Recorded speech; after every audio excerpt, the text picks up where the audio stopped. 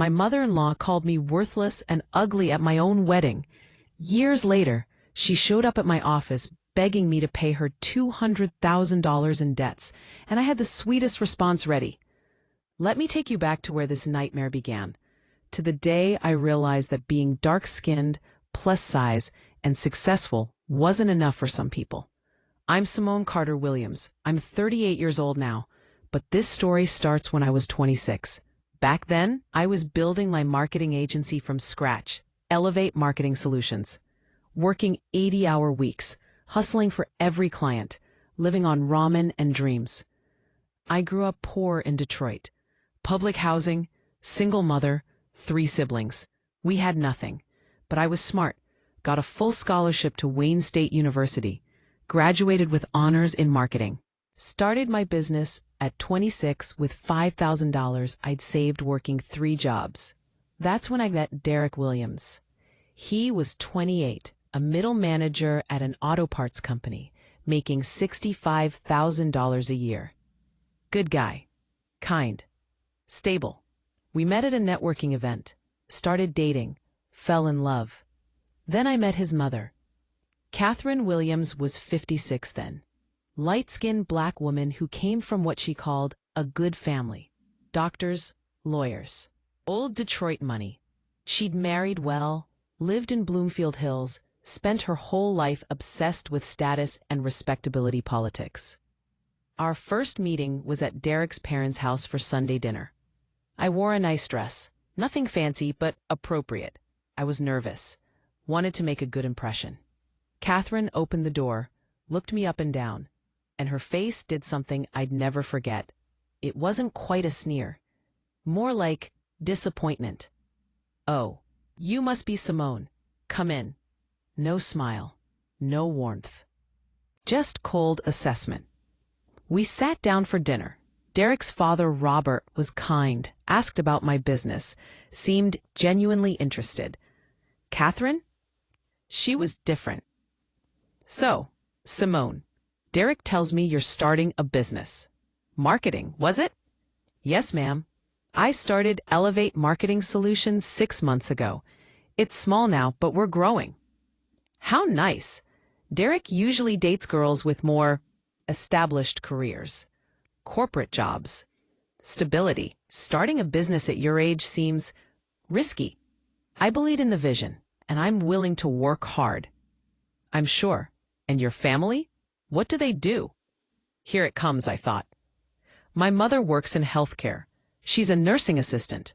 My father isn't in the picture." "I see, so you're from humble beginnings." The way she said humble made it sound like a disease. "Yes, ma'am, we didn't have much growing up, but my mama made sure we had education and values." "Of course." "Though education from, where did you say? Wayne State? Not exactly Harvard?" "It was a good school. I graduated with honors." "I'm sure it was fine, for what it was." She sipped her wine. "And your hair, that's your natural texture?" I touched my hair self-consciously. I wore it natural, a twist out, my 4C hair full and beautiful. Or so I'd thought. "Yes, ma'am, I prefer to wear it natural." "Have you considered a relaxer? Or perhaps a weave? Something more polished, more professional?" Derek cut in. "Mom, Simone's hair is beautiful as is." "I'm just offering advice, Derek. If she's going to be building a business, presentation matters. And natural hair can be so unpredictable. You know how clients are." I felt my face get hot. But I stayed quiet, smiled, swallowed the hurt. That was just the beginning. Over the next 2 years of dating Derek, Catherine found new ways to tear me down every time I saw her. "My weight. Simone, have you gained weight? You're already quite substantial. You should watch that. Derek's attracted to you now, but men's tastes change." "My skin. You're so dark, Simone. Do you use sunscreen? You don't want to get any darker." "Have you heard of skin lightening creams? They've come a long way. Very natural looking now." "My clothes? Is that from Target? How economical." "The Williams family usually shops at Nordstrom, but I suppose everyone has different standards." "My success. When my business started making real money, $250,000 in revenue that first year. Catherine's response was, "Well, that's surprising. I didn't think you had it in you." Are you sure Derek isn't helping behind the scenes? With strategy? Connections? Every single thing was a criticism wrapped in concern. And Derek? He'd say, "Mom, that's not appropriate," but never enforced consequences. Never said, "If you disrespect Simone again, we're leaving." Just weak boundaries that meant nothing. When Derek proposed after 2 years of dating, I was ecstatic, thought maybe marriage would change things. Maybe Catherine would accept me as family. I was so wrong. Catherine's response to our engagement: "Are you sure, Derek? There are so many other options. What about Vanessa from your father's firm? She's a doctor, light-skinned, good hair, from a good family. Or what about Crystal?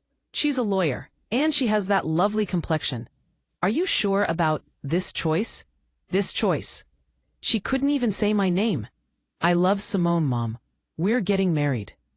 Well, I suppose love is enough for some people, though you'll learn that looks and status matter in the long run, especially with children. You'll want attractive children, Derek.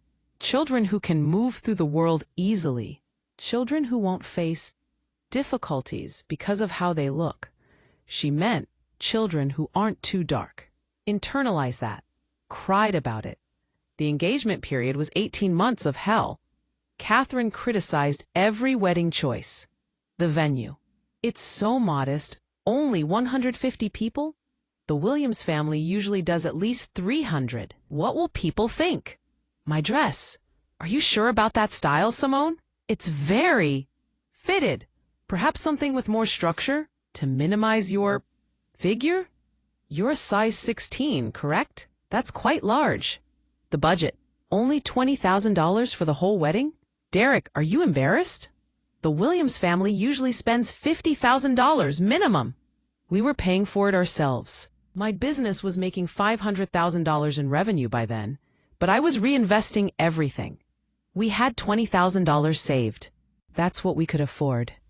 But to Catherine, it was shameful. The wedding day arrived, May 15th. Beautiful spring day in Detroit. I looked gorgeous in my dress. My natural hair was styled in an elegant updo. My makeup was flawless. My bridesmaids, my girls who'd supported me through everything, looked beautiful. The ceremony was perfect. Derek cried when he saw me. We said our vows. We were married. Then came the reception. Everything was going well. First dance, toasts from my maid of honor and Derek's best man. Everyone was happy. Then Catherine grabbed the microphone from the DJ. "Excuse me, everyone. I'd like to say a few words about my son's new wife." Derek looked alarmed, tried to stop her. "Mom, you don't have to." "Oh, I insist." She was tipsy, had been drinking wine throughout the reception. My stomach dropped. I just knew something bad was coming. I want to welcome Simone to the Williams family. Though I have to be honest, she's not what I envisioned for Derek. She's not what our family usually attracts. The room started getting quiet, people sensing something was wrong. Simone comes from very humble beginnings. The projects, I believe. Her mother cleans. No, wait, she's a nursing assistant. Close enough. She went to community college before Wayne State. Not quite the Ivy League education we hoped Derek would marry into. "Mom!" Derek stood up, trying to take the mic. Catherine moved away from him, kept talking. And frankly, she's not conventionally attractive. She's quite dark, very dark, actually, and heavy. She's a size 16, which is substantial. And her hair, well, it's natural, which is a choice, I suppose. Some men like that. Though I don't know why Derek settled for this when he could have had Vanessa or Crystal or any number of more appropriate women. I sat frozen in my wedding dress. Guests were horrified. My bridesmaids were standing up. My mother looked ready to fight. What I'm saying is, Simone is not what I would have chosen.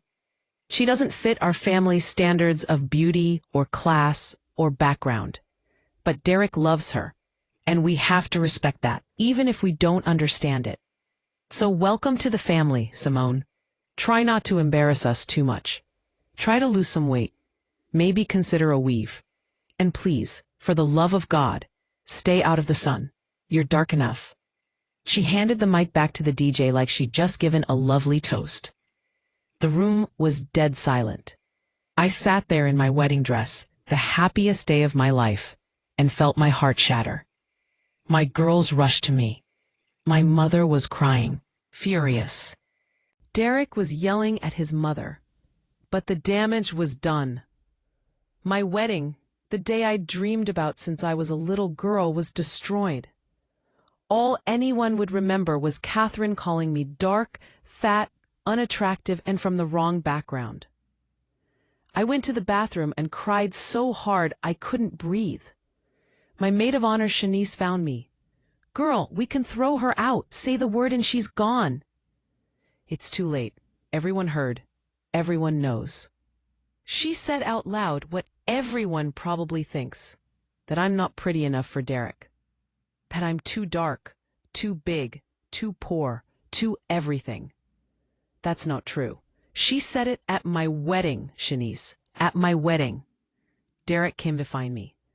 "Baby, I'm so sorry. I don't know what got into her. She's never been that bad." "Yes, she has." I was screaming now. "She's been saying this shit for 2 years. She's told me to my face that I'm too dark, that I need to lose weight, that my hair is unprofessional, that I'm not good enough for you. You just never stopped her. You let her talk to me like that for 2 years, and you never once said, 'Mom, stop, or you're out of our lives.' You just asked her to be nicer, and this is the result. I'll make her apologize. I don't want her apology. I want boundaries, real boundaries. Either you tell her she's not allowed in our lives until she gets therapy and genuinely changes, or I'm done." Derek promised, but the boundaries never really came. We stayed married, but Catherine stayed in our lives. And for the next 12 years, she found new ways to destroy me. Every holiday, every birthday, every family gathering. Comments about my weight. "Still a size 16? Maybe 18 now? Have you considered surgery?" Comments about my skin. "You've gotten darker. I told you about the sunscreen." Comments about my business. When I hit $1 million in revenue. That's nice. I'm sure Derek's connections helped. When I hit 5 million, diversity contracts probably. Companies have quotas now. When I made 10 million and was worth 5 million personally, well, affirmative action has been very good to you. She never acknowledged my talent, my work, my intelligence, just my skin color, my size, my background. And Derek? He'd say, "Mom, stop," but never enforced real consequences. Until year 12. Our anniversary dinner at Catherine's house. Small gathering. Catherine had too much wine. Got bold. "Simone, can I ask you something?" "Sure. Have you ever considered improvements to your appearance? There are procedures now. Skin lightening creams that actually work, weight loss surgery, plastic surgery for your nose and lips. They're quite prominent. I know a doctor." I stood up. "I'm done. Derek, we're leaving. Simone, she's drunk. I don't care." "Derek, I'm done." Catherine kept going. "See? So sensitive. I'm trying to help you. You're ugly, Simone. You've always been ugly. Dark, fat, nappy-haired, and ugly. I don't know what Derek sees in you. You're worthless as a wife. Can't even give him children because you're too busy with your little business. What kind of woman chooses work over family? A worthless one." I left, drove home alone, and made a decision. Either Catherine goes or I go. Derek chose me, finally, after 12 years. Cut his mother off completely. We didn't see Catherine for 3 years. 3 years of peace, healing, therapy, rebuilding my self-worth. And during those 3 years, my business exploded to $15 million annually. And Catherine's life fell apart completely. Her husband died. Her money ran out. Her debts piled up. And she had nowhere left to turn. Except to me. The dark, fat, ugly, worthless daughter-in-law, who now had all the money and all the power. Karma is beautiful. After Derek cut Catherine off, I finally had space to breathe. For 12 years, I'd carried her words like stones in my chest. Every time I looked in the mirror, I heard her voice. "You're so dark. You're quite heavy. You're not conventionally attractive." But with her gone, I could finally start healing. I went to therapy, twice a week at first. Dr. Angela Morrison was a Black therapist who specialized in trauma, from colorism and family abuse. Our first session, I broke down completely. She called me ugly at my wedding, in front of 150 people, and my husband didn't stop her. Just let her say it. Let her humiliate me on what should have been the happiest day of my life. Dr. Morrison leaned forward. "Simone, what Catherine did was abuse. Specifically, she weaponized colorism, fat phobia, and respectability politics against you. That's not just mean, that's violence. Psychological violence, designed to make you feel worthless based on things you can't control. Your skin tone, your body, your hair texture. But what if she was right? What if I am ugly?" Stop. Right there. You've internalized her abuse. That's what abuse does. It makes you believe the abuser's lies. But they're lies, Simone. Colorism is a lie. The idea that dark skin is less beautiful is a white supremacist lie that we as Black people have internalized.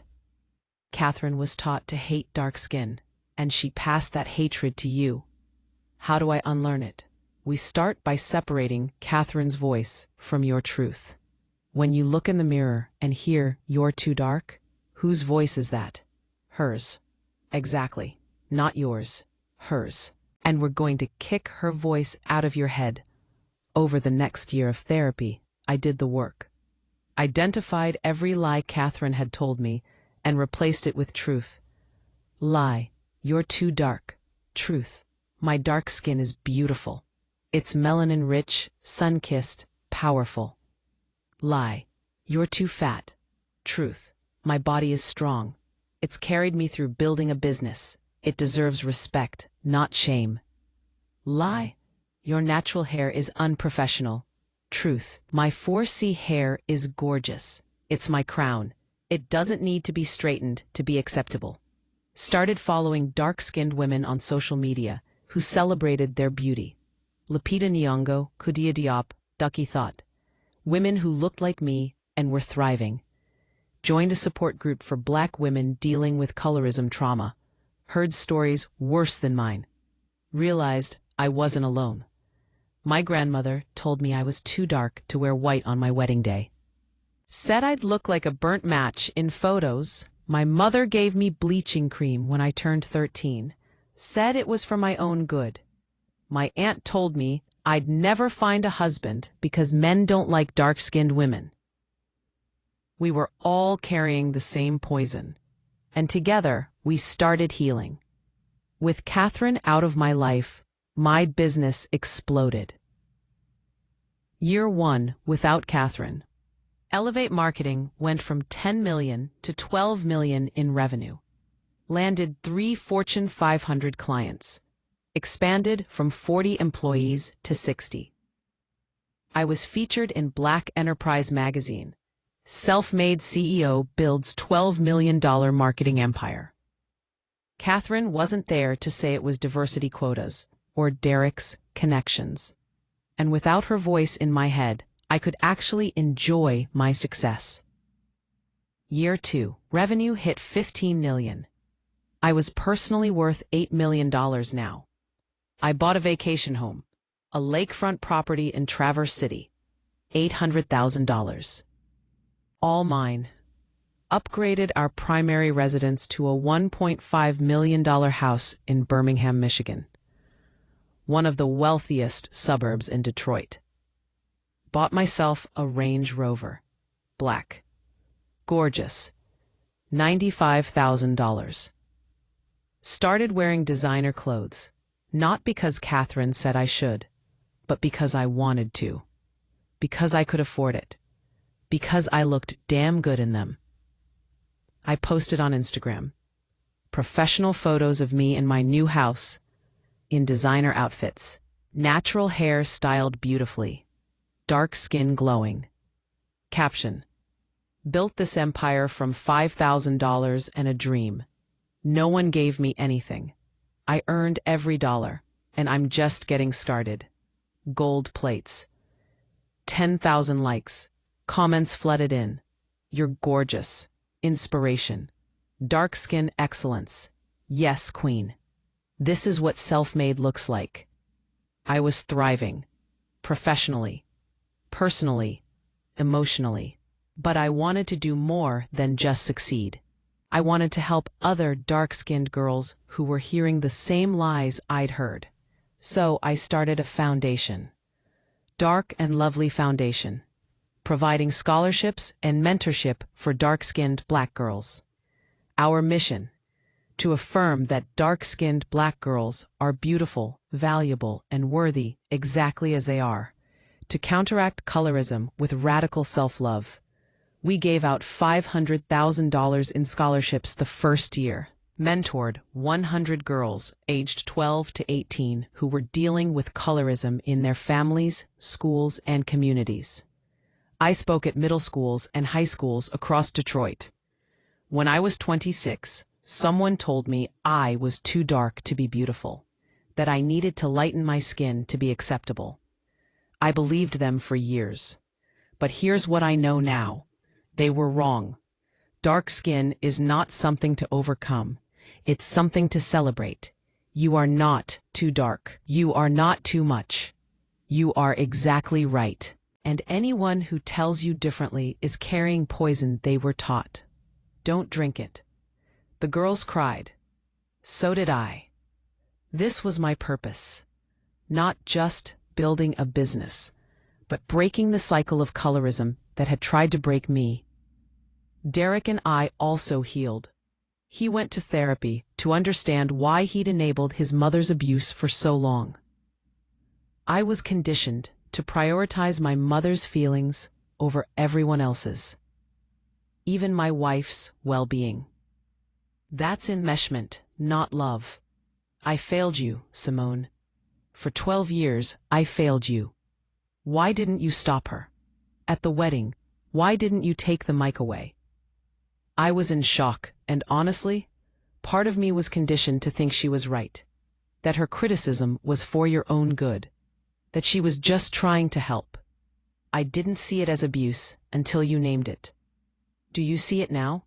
Yes, and I'm horrified. I let my mother call you ugly at our wedding, and I just asked her to apologize instead of removing her from our lives immediately. I should have protected you. I didn't. I'm so sorry. It took time, but we rebuilt trust. Derek became my biggest champion, attended my speaking events, celebrated every business win, defended me fiercely if anyone made comments. His siblings made a comment at a family gathering. Catherine sighed. Simone's so successful now. Must be nice having Derek's support.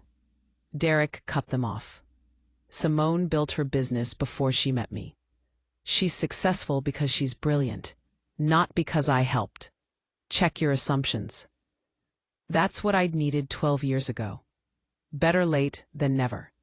Meanwhile, in those 3 years of no contact, Catherine's life completely fell apart. Year 1 of no contact.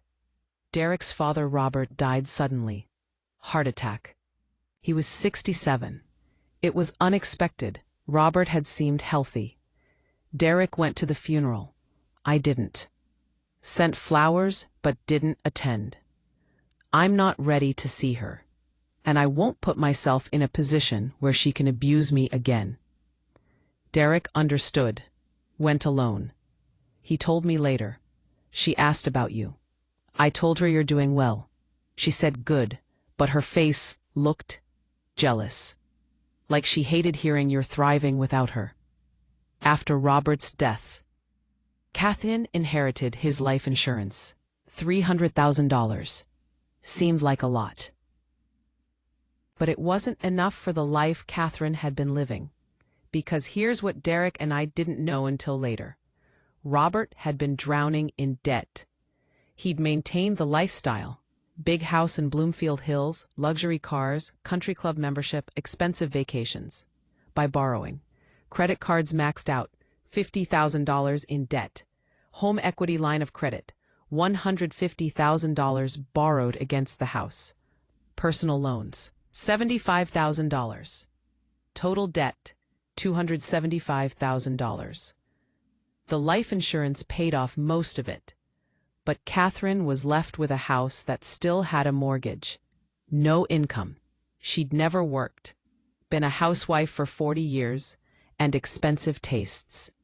She tried to maintain appearances, kept the house, kept the country club membership, $15,000 per year, kept shopping at Nordstrom, kept living like she was wealthy. But she wasn't. She was broke. Running on fumes. Year 2 of no contact. Catherine burned through the remaining life insurance money. $25,000 left after debt payments. Gone in 12 months on mortgage, property taxes, utilities, food, and trying to maintain her lifestyle. She started using credit cards again to pay for everything. Didn't tell anyone she was struggling. Too proud. Her friends from the country club started noticing. "Catherine, are you okay? You look stressed." "I'm fine, just adjusting to widowhood." Robert handled all the finances. It's a learning curve. But she wasn't learning. She was sinking. Started missing mortgage payments. Got behind on property taxes. Credit card companies started calling. Her Mercedes lease ended. She couldn't afford a new one. Had to buy a used Honda. She was humiliated. Catherine Williams driving a Honda? What will people think? She tried to reach out to Derek multiple times. Called from different numbers. He'd blocked her original. Sent letters to his home address. I threw them away unopened. Showed up at his office once. Security escorted her out after Derek said he didn't want to see her. Derek held firm. "I told you the boundary, Mom. Real therapy, real accountability, a genuine apology to Simone. Until then, I'm done." Catherine refused. "I have nothing to apologize for. I was trying to help Simone.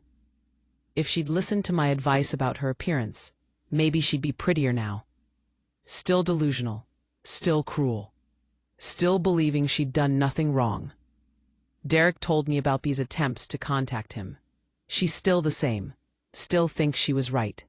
Still no accountability. Then the boundary stays. Absolutely. Year 3 of no contact. Catherine's house went into foreclosure. She was $30,000 behind on mortgage payments. The bank started foreclosure proceedings. She was also $50,000 in credit card debt, in collections, being sued. Total debt now, $200,000. When you factored in remaining mortgage balance, credit cards, personal loans she'd taken to stay afloat, and legal fees. She had no income except Social Security, $1,800 per month. Not nearly enough to live on in an expensive area. She'd sold most of her jewelry, her designer bags, anything valuable. All gone. She was 68 years old, facing eviction, with no plan and no options. Derek's siblings couldn't help. They had their own families, their own financial pressures. None of them had $200,000 lying around. Catherine had alienated most of her extended family with her judgmental superiority complex over the years. "Your daughter married a man who works at a factory. How unfortunate. Your son didn't go to college. What a waste. Your grandchildren are so dark. Do they get that from their father's side?" No one wanted to help her. They remembered her cruelty. She had one option left. Derek. But Derek was married to me, and I was the one with the money now. The dark, fat, ugly, worthless daughter-in-law had $8 million, while Catherine was broke and desperate. The woman who told me to lighten my skin now needed me to save her. Karma doesn't just come back. It comes back with interest. One Tuesday afternoon, I was in my corner office at Elevate Marketing. Floor-to-ceiling windows, view of the Detroit River, modern furniture. Awards lining the walls. Top 40 under 40. Entrepreneur of the Year. Woman Business Owner of the Year. My assistant Trina buzzed. Ms. Williams, there's a Catherine Williams in the lobby asking to see you. She says she's your mother-in-law. She doesn't have an appointment. Should I send her away? My heart stopped. Catherine. Here, at my office. Part of me wanted to say, yes, send her away. Let her suffer. Let her lose everything. But a bigger part of me was curious. What could she possibly say? What would she look like? Would she apologize? Give me 5 minutes, then send her up. I used those 5 minutes to center myself. Called my therapist's emergency line. Left a voicemail.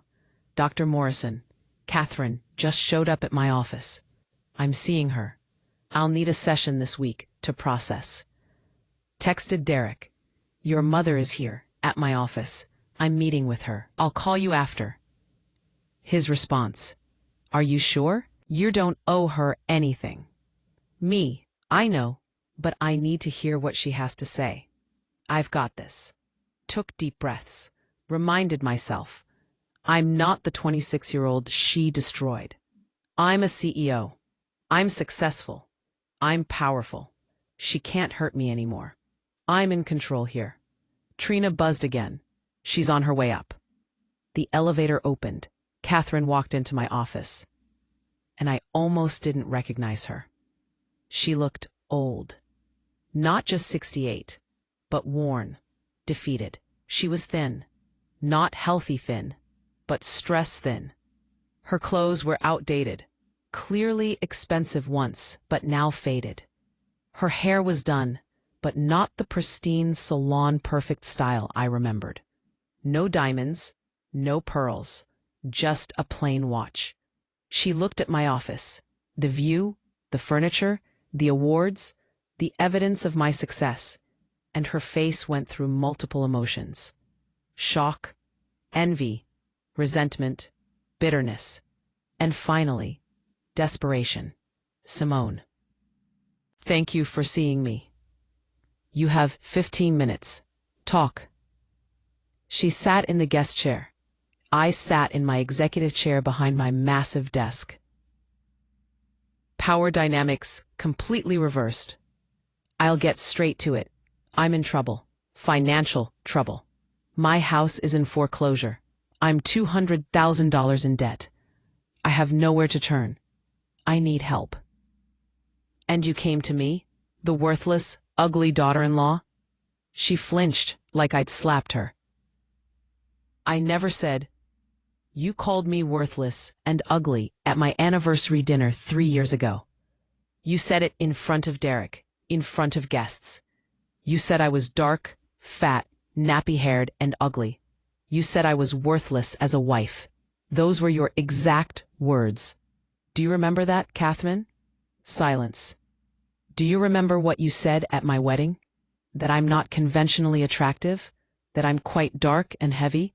That I'd embarrass the family? That I should lose weight and get a weave and stay out of the sun?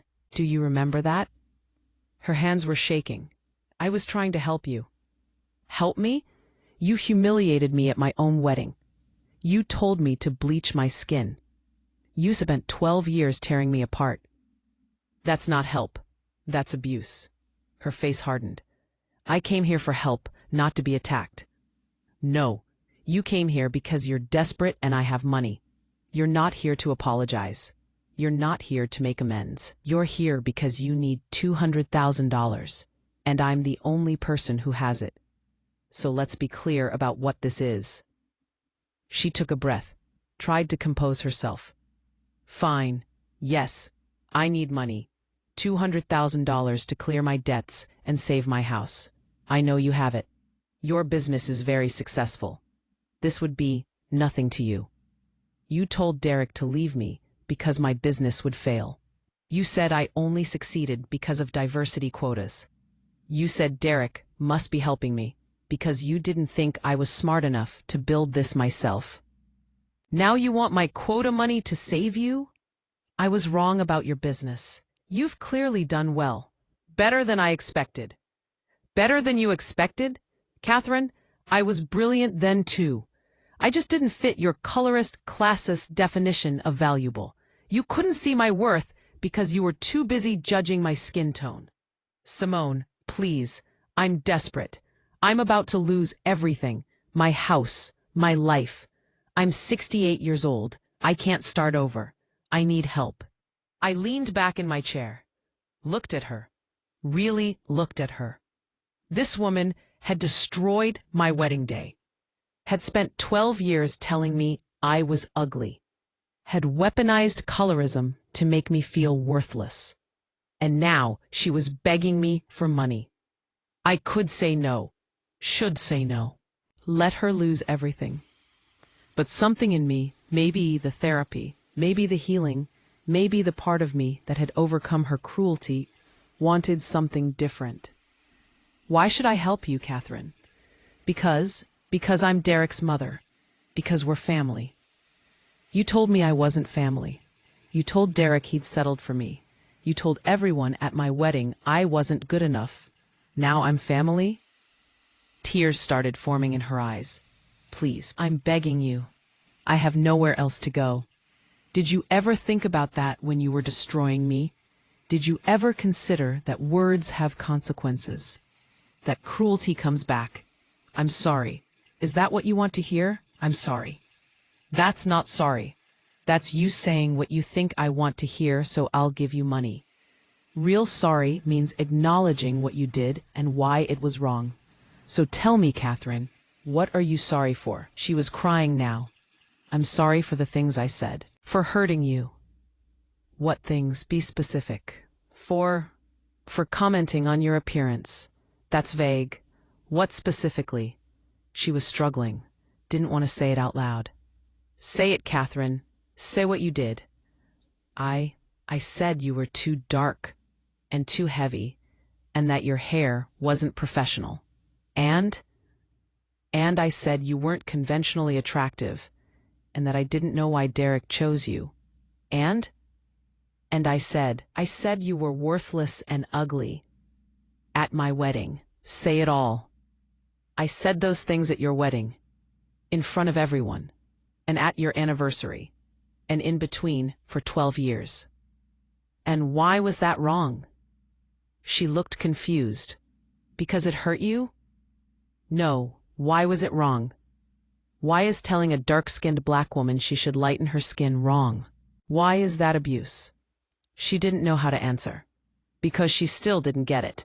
She was sorry I was hurt, but she didn't understand why her words were violence. And that's when I knew. She needed more than an apology. She needed transformation. Catherine, I'll help you, but not the way you think. Hope flashed in her eyes. You will? Thank you, thank you. I'm not giving you $200,000. I'm giving you a chance to change. The hope died. What? I'm going to help you, but first, you're going to help yourself. And help a generation of girls you damaged with your colorism. I don't understand. You will. Here are my conditions. I pulled out a piece of paper. I'd prepared for this. Dr. Morrison had warned me. Abusers often come back when they need something. Decide now how you'll respond. I'd decided. Not revenge. Transformation. And Catherine was about to learn what accountability really means. Condition 1, I said, sliding the paper across my desk. You will attend therapy. Not just any therapy. Therapy with a Black therapist who specializes in colorism, internalized racism, and family trauma. For a minimum of 1 year. Weekly sessions. Non-negotiable. Catherine's face fell. Therapy? I don't need therapy. I just need money. You need therapy desperately. You're a 68-year-old Black woman who spent 12 years telling another Black woman to bleach her skin, who called a dark-skinned woman ugly at her own wedding, who perpetuated the same white supremacist beauty standards that were used to oppress us. You need to understand what you did and why it was violence. I was just giving advice. No, you were weaponizing colorism, and until you understand that, you'll never actually change. So condition 1. Therapy with Dr. Patricia Cole. I've already contacted her. She's expecting you. Catherine looked like she wanted to argue, but swallowed it. Fine. What else? Condition 2. You will write a detailed, genuine apology letter. Not a sorry you were offended non-apology. A real apology acknowledging every specific thing you said and did to hurt me. Over 12 years. You'll take full responsibility. No excuses. No, but I was trying to help. Just accountability. I can do that. I'm not finished. You'll send copies of this letter to every single person who witnessed your worst moments. Everyone who was at our wedding when you called me dark, fat, and unattractive.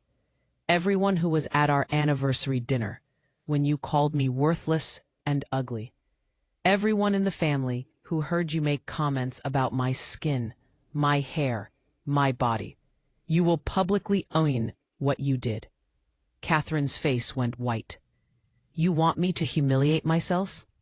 I want you to be accountable. You humiliated me publicly for 12 years. You said those things in front of people. Now you'll apologize in front of people. That's accountability, Catherine, not humiliation. Consequences. How many people? 25.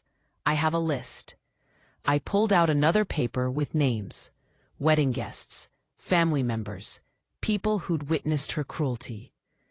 Catherine stared at the list, hands trembling. This is everyone. Not everyone. Just everyone who matters. Everyone who watched you tear me apart and said nothing. They need to see you own it. What if I refuse? Then you lose your house, lose everything, file bankruptcy, figure it out yourself. Your choice. She was trapped. We both knew it. Fine. I'll write the letters. What's condition 3? I leaned forward. This was the one that would really test her. Condition 3.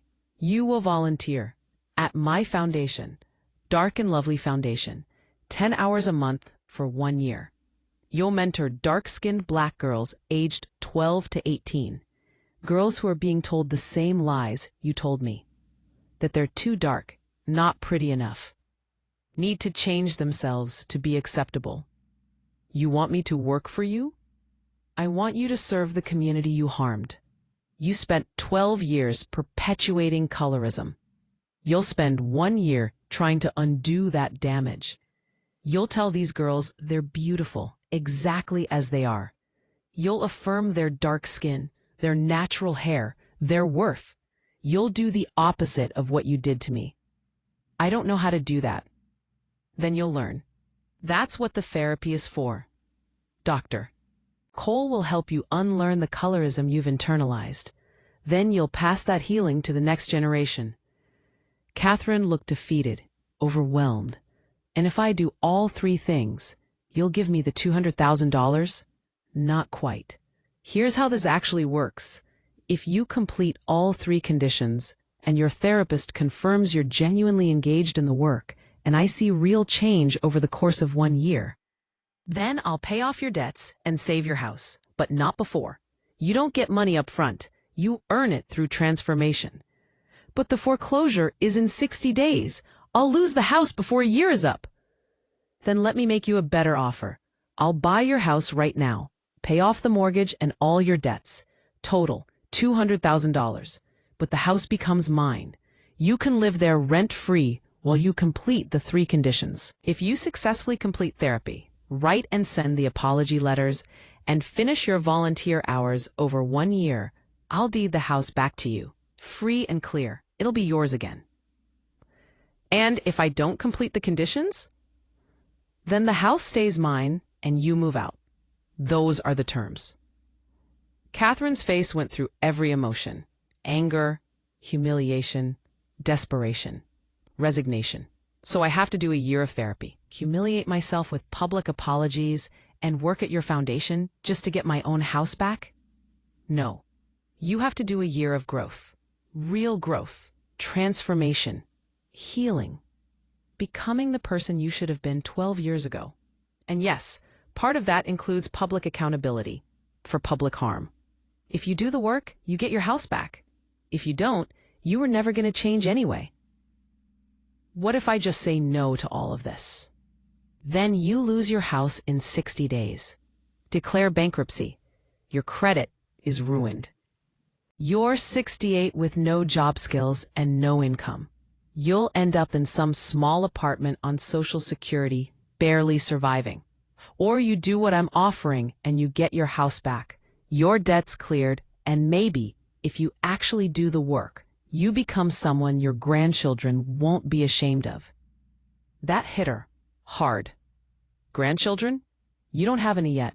Derek and I haven't had kids. But if we do you want them to grow up hearing stories about how their grandmother called their mother ugly? How she was cruel and colorist? Or do you want them to know you as someone who made terrible mistakes, but did the hard work to change? Tears were streaming down Catherine's face now. You're really gonna make me do all this? I'm giving you a chance, Catherine. Most people don't get this. Most abusers just lose everything and never change. I'm offering you redemption, but you have to earn it. You have to do the work. Real work, not performative apologies. Real transformation. Long silence. Finally, I accept. All 3 conditions, I'll do it. You'll sign a contract, legal and binding. My lawyers will draw it up. You'll sign over the deed, I'll pay off your debts, and you'll start immediately. Therapy this week. Apology letters within 30 days. Volunteer work starts next month. Fine. And Catherine, one more thing. If you say one more colorist, fatphobic, or disrespectful thing to me, to Derek, or to anyone else during this year, the deal is off immediately. You're evicted. You lose everything. This is your one chance. Don't waste it. She nodded, defeated but out of options. The transformation year. Month 1. Catherine signed the contract. Simone's lawyers drew up paperwork. Deed transferred to Simone's name. $200,000 paid to clear mortgage and all debts. Catherine allowed to live rent-free for 12 months while completing conditions. Failure to complete equals permanent eviction. House stays with Simone. Catherine started therapy with Dr. Patricia Cole. First session was brutal. Dr. Cole didn't coddle her. Catherine, you've spent your life internalizing white supremacist beauty standards and weaponizing them against darker-skinned black women. That's called internalized racism. That's what we're here to unpack. I was just trying to help my daughter-in-law look better. No, you were trying to make her conform to Eurocentric beauty standards that equate lightness with worth, thinness with value, straight hair with professionalism. Those standards are rooted in slavery and colonialism. When you told Simone to lighten her skin, you are participating in anti-blackness. Do you understand that? Catherine was defensive. I'm black. How can I be anti-black? Internalized racism. We as black people can internalize the racism we experience and turn it on each other. Colorism is internalized racism. You learned that dark skin is less than, and you taught that to Simone. That's anti-black behavior, even from a black person. Catherine broke down crying that first session. I didn't know. I thought I was helping. You weren't helping. You were harming. And we're going to spend this year unpacking where you learned these beliefs, why they're toxic, and how to heal them. Month 2. Catherine had to write the apology letters. This was the hardest part. Having to write out specifically every cruel thing she'd said. She sat at her kitchen table with a pen and paper, tears falling as she wrote. To everyone who attended Derek and Simone's wedding on May 15th, 2011. I need to apologize for my behavior at their reception. I took the microphone and said terrible things about Simone. I said she was not conventionally attractive. I said she was quite dark and heavy. I said she came from humble beginnings, as if that was shameful. I said she doesn't fit our family's standards of beauty or class. I said she should try not to embarrass us. What I did was cruel. It was colorism. It was fat phobia. It was classism. It was abuse. Simone deserved love and celebration on her wedding day. Instead, I publicly humiliated her based on her skin color, her body, and her background. Those were all things she couldn't control and shouldn't have had to. I was wrong. Completely wrong. Dark skin is beautiful. All bodies deserve respect. Coming from a working-class background is not shameful. It's honorable. Simone built a multi-million-dollar business from nothing. She's brilliant, strong, and yes, beautiful. I couldn't see it because I was blinded by internalized racism and colorism. I'm deeply sorry. To Simone most of all, but also to everyone who witnessed me abuse her and felt uncomfortable. You deserve to celebrate a wedding, not witness cruelty. I'm working to change. I'm in therapy to unlearn the colorism I was taught. I can't undo the harm, but I can acknowledge it and work to be better. Sincerely, Catherine Williams. She had to write 25 versions, personalized for different incidents. The wedding, the anniversary dinner, family gatherings where she'd made comments. Sending them was humiliating, but also necessary. Some people responded, "Derek's aunt, thank you for this, Catherine." I was horrified by what you said at that wedding. I'm glad you're getting help. A college friend of Derek's. This takes courage. I hope Simone can heal from what you did. Some people never responded. They were done with her. Simone read her copy of the letter and felt something shift. Not forgiveness, not yet, but acknowledgement. Catherine was actually doing the work. Month 3. Catherine started volunteering at Dark and Lovely Foundation. She was assigned to mentor 3 girls. Amara, 14, dark-skinned, dealing with colorism from her grandmother, who told her she was too dark to be pretty. Zuri, 16, dark-skinned, getting bullied at school for her skin tone, being called burnt and ugly. Nia, 13, dark-skinned, whose own mother had given her bleaching cream. Catherine's first session with them was awkward. Adam looked at her suspiciously. "Why are you here? Do you even like dark-skinned girls?" Catherine froze. The program director had warned her. "These girls are smart. They'll sense if you're fake. Be real." "Honestly, I'm here because I used to be like the people who hurt you. I used to think dark skin was less beautiful. I told someone I loved that she should lighten her skin. I was wrong. And I'm here to unlearn that and to make sure you never believe the lies I believed." Zuri asked, "So you were colorist?" "Yes, I was. And I hurt people because of it. I'm trying to change." "Nia, why should we believe you?" "You shouldn't. Not yet. I have to earn your trust. But I'm going to show you, over time, that I mean it." Over the months, something shifted in Catherine. She listened to their stories. "Amara, my grandma tells me to stay out of the sun. She says I'm already too dark. She saves compliments from my lighter-skinned cousins." Catherine remembering her own grandmother saying similar things. "My grandmother said the same things to me when I was young. And I believed her. And then I said those things to someone else. I passed the poison on. I'm so sorry you're going through this." Zuri, boys at school say I'm pretty for a dark-skinned girl. Like my skin is something to overcome. Catherine, that's colorism. Your skin isn't something to overcome. It's beautiful exactly as it is. Any boy who can't see that isn't worthy of you. Nia, my mom gave me bleaching cream. She said she's trying to help me have an easier life. Catherine's heart broke. I told someone that too, that I was helping by suggesting they lighten their skin. I was wrong. Your mother is wrong. Not because she doesn't love you, but because she's been taught to hate dark skin. That's what colorism does. It makes us hate ourselves and try to fix something that isn't broken. The girls were changing Catherine. She saw herself in their pain, saw what she'd done to Simone reflected in what was being done to them, and it broke something open in her. Month 6, quarterly check-in with Simone. Catherine came to Simone's office again, but this time she looked different. Less polished, less performative, more genuine. "How's therapy?" Simone asked. "Hard. Dr. Cole doesn't let me make excuses. She's making me trace back where I learned colorism. From my grandmother, my mother, the society that taught us that lighter is better. She's making me see how I perpetuated it, how I turned it into a weapon against you. Do you understand now why what you said at my wedding was so harmful?" "Yes," Catherine's voice cracked. "I told you that your skin color made you less valuable. I said it in front of everyone on what should have been the happiest day of your life. I made you feel worthless based on melanin. That's not just rude. That's violence.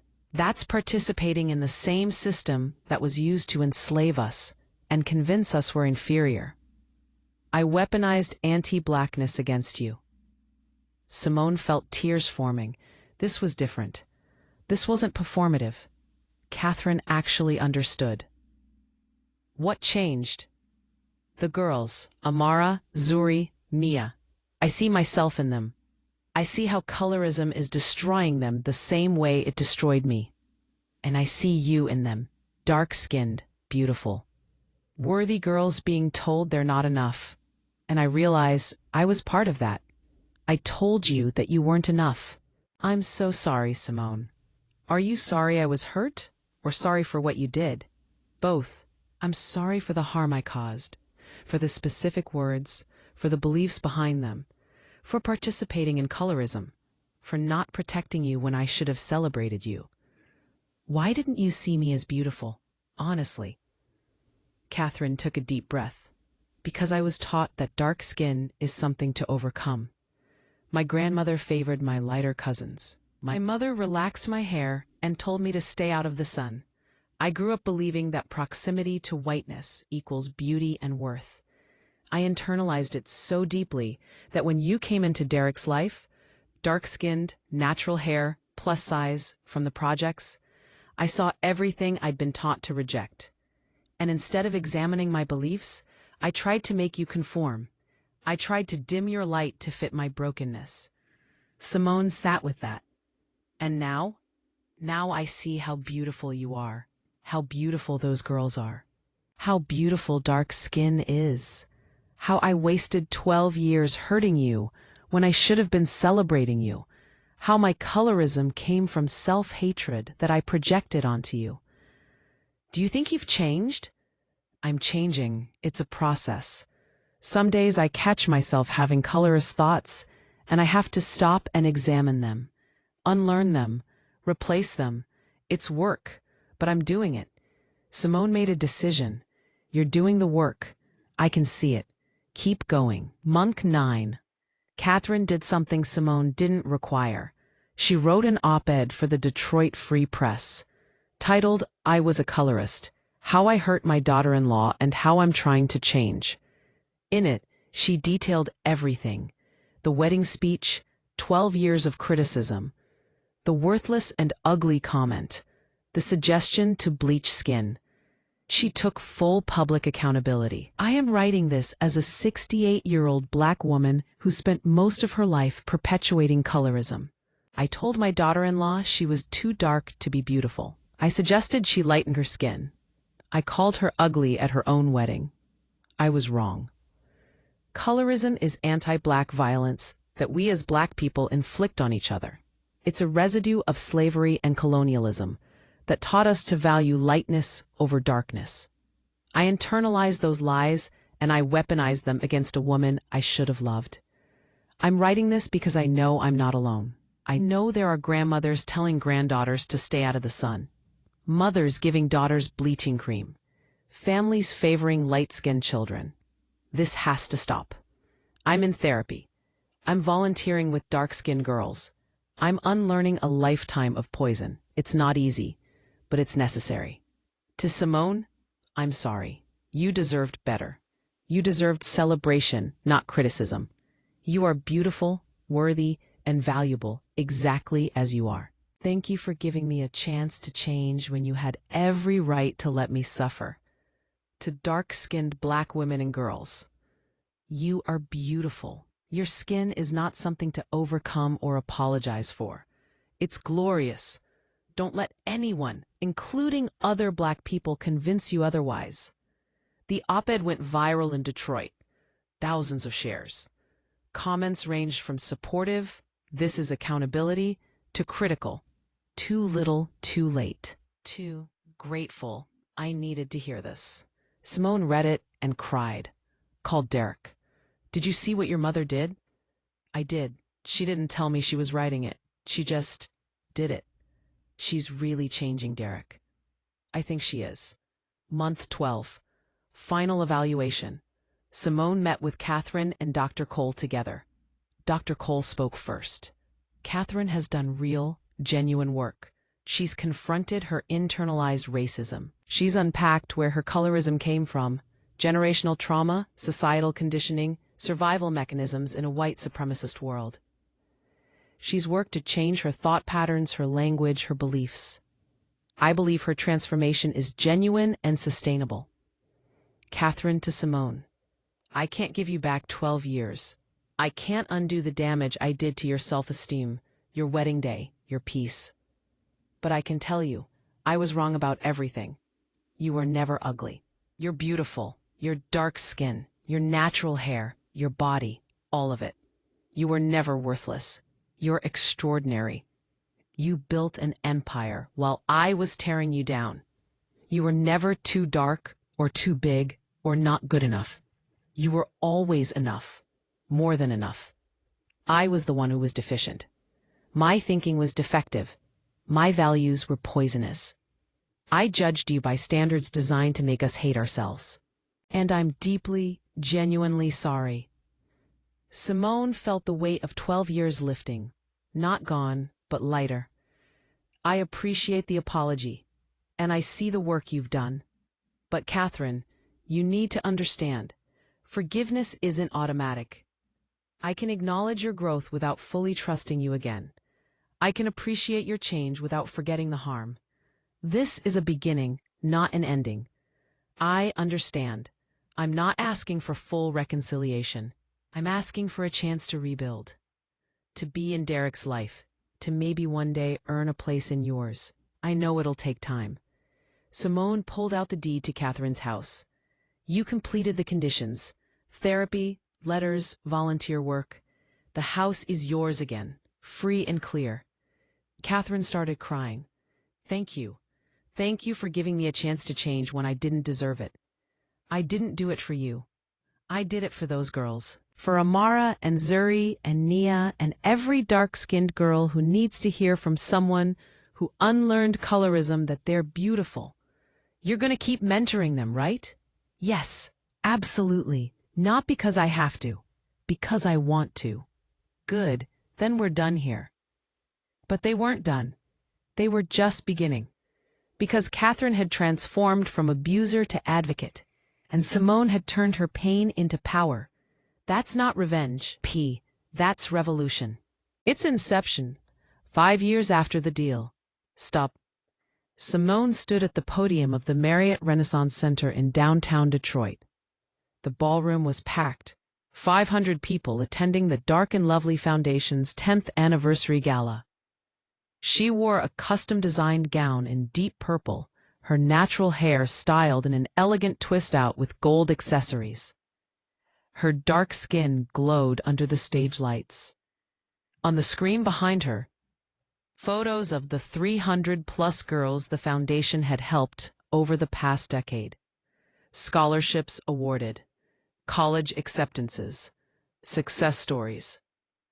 10 years ago, I started this foundation because someone told me I was too dark to be beautiful, that I needed to change myself, lighten my skin, straighten my hair, shrink my body to be acceptable. I believed those lies for a long time. They damaged me, made me question my worth. The audience was silent, hanging on every word. But I'm not here tonight to talk about the person who hurt me. I'm here to talk about the 300 girls we've helped heal from that same hurt. 300 dark-skinned black girls who were told they weren't pretty enough, who were given bleaching cream by their own families, who were bullied, rejected, and made to feel invisible. We gave them scholarships, mentorship, therapy, and most importantly, we told them the truth. You are beautiful exactly as you are. Applause erupted. But tonight, I want to introduce you to someone special, someone who represents what's possible when we choose transformation over punishment, when we choose accountability over revenge. Simone gestured to the side of the stage. Catherine Williams walked out. She was 73 now, 5 years past that desperate day in Simone's office. But she looked different, lighter somehow, not in skin tone, but in spirit. She wore a simple, elegant dress, her gray hair natural and beautiful. The audience murmured. Many knew the story. It had been public. The wedding speech, the op-ed, the transformation. This is Catherine Williams, my former mother-in-law. The person who told me I was too dark, who suggested I bleach my skin, who called me worthless and ugly at my own wedding. Gasps from those who didn't know the full story. Catherine stood there, vulnerable, as Simone continued. 5 years ago, Catherine came to me desperate and broke. She needed $200,000. I could have said no, should have said no, according to some people. But instead I gave her a choice: change or lose everything. She chose change. Simone turned to Catherine. Tell them what you've been doing. Catherine approached the microphone, hands shaking slightly. I've been volunteering at Dark and Lovely Foundation for 5 years now. I mentored dark-skinned girls. Girls I once would have judged the way I judged Simone. I've worked with 47 girls total. I've watched them transform from broken to confident, from ashamed of their skin to proud of it. And in the process, they healed me too. Her voice cracked. I spent 68 years believing and spreading the lie that dark skin is less beautiful. I hurt people with that lie. I hurt Simone most of all. But over these 5 years, I've learned the truth. Colorism is poison. It's internalized racism that we pass down through generations. It destroys families, ruins relationships, makes beautiful people hate themselves. I can't undo the damage I caused, but I can spend the rest of my life trying to undo that damage in others. Every girl I mentor, I tell her, your dark skin is beautiful. Your natural hair is gorgeous. You are enough exactly as you are. I tell them what I should have told Simone from the beginning. The audience was silent, some crying. Simone gave me something I didn't deserve, a chance to change. Not for her. She was clear about that. But for the next generation. And I'm grateful. Not just because she saved my house, but because she saved my soul. She took an abuser and turned her into an advocate. That's power I'll never forget. Catherine stepped back. Simone took the microphone again. Catherine has mentored 47 girls. She's attended over 250 therapy sessions. She still goes weekly, by choice. She's spoken at 30 churches and community centers about colorism. She's written articles. She's done the work. Real, hard, ongoing work. Some people ask me, aren't you still angry? Yes, sometimes. The wound doesn't fully heal. There are days I remember that wedding speech and feel the pain fresh. But I'm also proud. Proud that I didn't let her cruelty make me cruel. Proud that I chose transformation over destruction. Proud that 47 girls have a mentor who gets it, who knows what colorism does because she perpetuated it and then unlearned it. Standing ovation. After the gala, Simone and Catherine stood in the hallway. "Thank you," Catherine said quietly, "for tonight, for everything. You earned it. You did the work. I'm not done. I'll never be done. This is a lifetime commitment now." "Good, because Amara starts college next month, Howard University. Full scholarship from our foundation. She told me you're the reason she applied. Said you helped her see that she's smart and beautiful, that she doesn't have to choose." Catherine's eyes filled with tears. "Amara, that girl changed my life. She reminds me of you. Brilliant, strong, dark-skinned, beautiful. Everything I couldn't see in you at 26, I see in her at 18. And I see how wrong I was. You've apologized enough, Catherine. Now just keep doing the work." "I will. I promise." They didn't hug, didn't have some tearful movie moment, but they had something more important. Mutual respect, built on accountability and transformation. 7 years after the deal, Derek and Simone finally had a baby, a daughter, born healthy and perfect. They named her Zuri Amara, after two of the girls Catherine had mentored. Zuri had Simone's dark skin, Derek's eyes, a head full of curly 4C hair, absolutely beautiful. The question became, what role would Catherine play in her granddaughter's life? Derek and Simone discussed it in their $2 million Birmingham home, baby Zuri sleeping in Simone's arms. "She's been consistent for 7 years," Derek said. "She's done the work. She's changed. Do we let her be a grandmother?" Simone looked at her daughter's dark skin just like hers, and felt protective. What if she reverts? What if she tells Zuri something colorist? "I can't risk our daughter hearing what I heard." "She won't. I really believe she won't. But we set boundaries, clear ones. The first colorist comment, even subtle, she's out. Forever." "You'd actually enforce that?" "Yes. I failed you for 12 years. I won't fail our daughter for 1 second." Simone thought about it. Supervised visits. She doesn't get alone time until Zuri is old enough to tell us if something's wrong, and we prepare Zuri. We teach her about colorism, about her worth, about her beauty, so if anyone tries to tear her down, she has armor. Agreed. They invited Catherine to meet her granddaughter.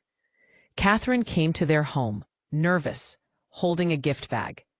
When she saw Zuri, she gasped. "She's beautiful. She looks like you, Simone." "Yes, she has my skin, my hair texture, everything you once told me to change." Catherine knelt down to see the baby better. "She's perfect, absolutely perfect. That skin, it's gorgeous. Like mahogany, like silk. Her hair is going to be amazing. She's going to be stunning." Simone watched carefully, listening for any hint of colorism. Any "she's pretty but," or "have you thought about," or "maybe when she's older." Nothing, just genuine appreciation. "Can I hold her?" Simone hesitated. Then, yes. Catherine took Zuri carefully, cradled her, started crying. "I'm so sorry, get to see her grow up fully. That I damaged our relationship so badly that I'll only ever get supervised visits. But I understand. I did that. I caused that. And I'm grateful for whatever time you give me. You'll get to see her grow up if you continue being the person you've become. If you never, ever make her feel less than because of her skin. If you celebrate her exactly as she is. I will. I promise. This little girl will never hear the poison I spoke. She'll only ever hear that she's beautiful, smart, worthy, and loved." Over the years, Catherine proved it. Every visit, she affirmed Zuri.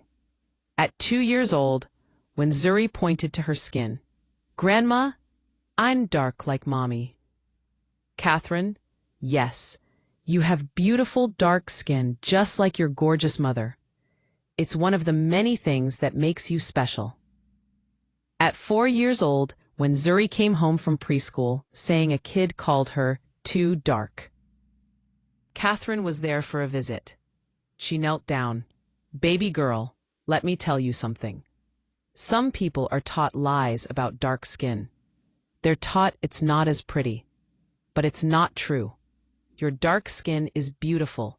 It's strong. It's powerful. It's yours. And anyone who tells you different is wrong." "Zuri, you really think I'm pretty, Grandma?" "I think you're gorgeous, inside and out, just like your mama." Simone watched from the doorway, tears in her eyes. This was the grandmother she'd needed. The one Catherine had become. 10 years after the deal. Catherine was 78 now. Still volunteering. Still mentoring. Still speaking about colorism. She'd mentored 89 girls total over the decade. Many of them stayed in touch. Amara, the first girl she'd mentored, was now 24, working as a social worker, helping at-risk youth, married to a man who celebrated her dark skin. Amara sent Catherine a text. "I'm getting married next month. I'd be honored if you came. You changed my life. You helped me see my beauty when I couldn't see it myself." Catherine went to the wedding, watched Amara walk down the aisle, dark-skinned, natural hair, glowing with confidence. Amara's vows included, "Someone once told me I was too dark to be beautiful, but a mentor taught me that was a lie. She taught me that my dark skin is gorgeous, that I'm worthy exactly as I am, and I carried that truth until I found a man who sees it too." She looked at Catherine in the audience when she said it. Catherine cried through the whole ceremony. After the wedding, Amara hugged her. "Thank you for everything." "No, baby, thank you. You saved me as much as I helped you."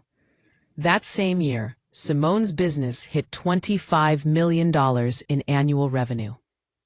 She was featured on the cover of Fortune magazine. How this self-made CEO built a $25 million empire while fighting colorism. The article detailed her story, Catherine's abuse, the transformation deal, the foundation. It went viral nationally. Simone got calls from Oprah's people, from major networks wanting to do specials. She chose carefully, only platforms that would let her control the narrative. She did a sit-down interview with Gayle King for CBS this morning. Gayle asked, "Your mother-in-law called you ugly at your wedding.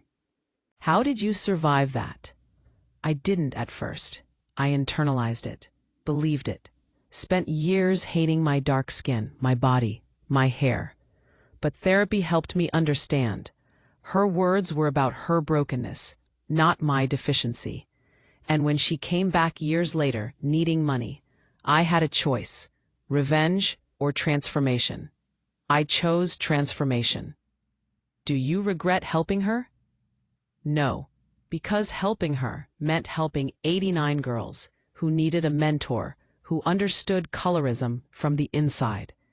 She hurt me, but she's healing others. That's worth more than revenge." "Do you consider her family now?"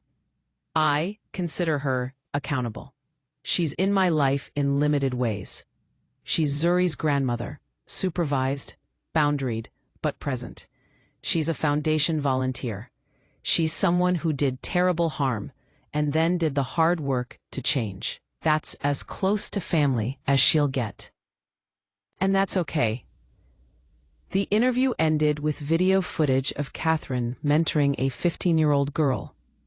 "Girl, my mom says I'm pretty for a dark-skinned girl." "Catherine, that's colorism, baby. You're not pretty for anything.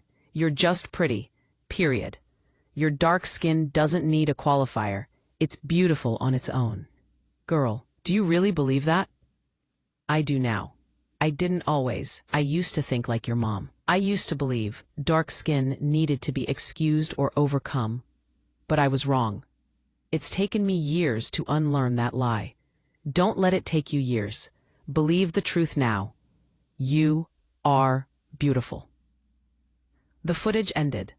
The country saw Catherine, a former colorist turned advocate. Responses were mixed. She's proof people can change. Too little, too late. The damage she did can't be erased. I'm skeptical. Is this performative or real? Simone responded on Instagram. Skepticism is valid. Abusers don't deserve automatic forgiveness, but Catherine has been consistent for 10 years. Therapy, volunteering, public accountability, changed behavior. That's real transformation. Not perfect. She still has to work at it daily, but real.